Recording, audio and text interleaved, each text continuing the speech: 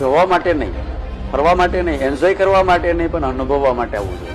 ભૌગોલિક દ્રષ્ટિએ તો આપણને એવું લાગે કે ગિરનાર એક પહાડ છે, ગિરનાર એક પ્રકૃતિનું એક સૌંદર્ય છે, તો ચોક્કસ છે જ. પણ એને કરતાં અમારી દ્રષ્ટિએ, અમારા અનુભવ પ્રમાણે ગિરનાર એક આધ્યાત્મિક ઉર્જા છે, એક ચેતના છે.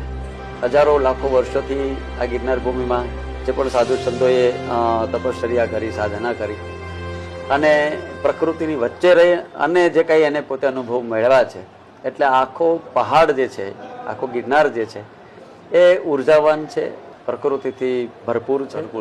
હજારો ને લાખો પ્રકારની વનસ્પતિ પણ છે, હજારો ગુફાઓ આવેલી છે ગિરનારમાં, અને એમાં ઘણા બધા સિદ્ધો સંતો ત્યાગ અને સાધના કરી અને તપસ્યાથી આ તપેલી ભૂમિ છે.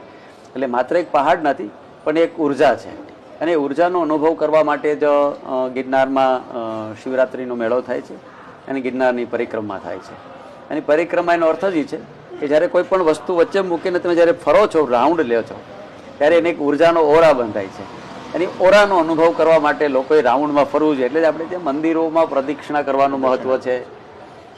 નાની દીકરીઓ જ્યારે વ્રત કરે છે ત્યારે પણ ફરે છે. એક ઉર્જા છે, એને પણ આપણે જોયું છે, ગોળ રાઉન્ડમાં છે. સૂર્ય પણ છે, એ પણ રાઉન્ડમાં છે. ચંદ્ર છે, એ પણ રાઉન્ડમાં છે. અને કોઈ પણ આંકડો હોય એની બાજુમાં તમે શૂન્ય મૂકી દો તો 1 ના 10 થઈ જાય, સીધા 10 ગણો વધારો કરી દે. અને સાધના આધ્યાત્મિક ઉન્નતિ તરફ જો જવું હોય તો એમ કેવું જોઈએ કે એને શૂન્ય થવું જોઈએ. એટલે શૂન્ય થયા વગર આ કંઈ પ્રાપ્ત થાય એવું એ આધ્યાત્મિક કારણ છે. શૂન્ય થયા વગર કાંઈ પ્રાપ્ત થયું નથી. અને શૂન્ય જેની બાજુમાં બેસી જાય એનું મૂલ્યાંકન વધી જાય. એટલે રાઉન્ડ જે છે ગિરનારનો, આ 36 કિલોમીટર રાઉન્ડની પરિક્રમા થતી હોય કે શિવરાત્રિનો મેળો થતો હોય, એ બધાની પાછળ કારણ આધ્યાત્મિક ઉર્જા છે. અને આ પહાડ એ જોવા માટે નહીં, ફરવા માટે નહીં, એન્જોય કરવા માટે નહીં, પણ અનુભવવા માટે આવવું જોઈએ. અદભુત. ગિરનારનો પહાડ છે અનુભવવા માટે છે. અને અનુભવ વ્યક્તિનો પોતાનો હોય છે.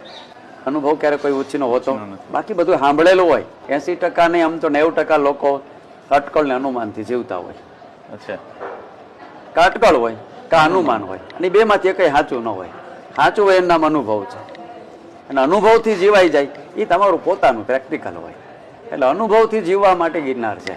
અને એના માટે તમે જંગલમાં વયા જાઓ, કોઈ પણ ગુફામાં વયા જાઓ, ગિરનારના કોઈ પણ પગથિયા જેની શાંતિથી તમે તમારી પાસે બેસી જાઓ તો જ ખબર પડે. સ્વને મળવાનું કેન્દ્ર એના માટેનું જ કેન્દ્ર છે ગિરનાર. બીજા શેના માટે આવવું જ ન જોઈએ, હું તો એવું માનું છું. જેને પોતાની આધ્યાત્મિક ઉન્નતિ કરવી હોય અને પોતાના સ્વનો અનુભવ કરવો હોય તો એને ચોક્કસ ગિરનાર આવવું જોઈએ.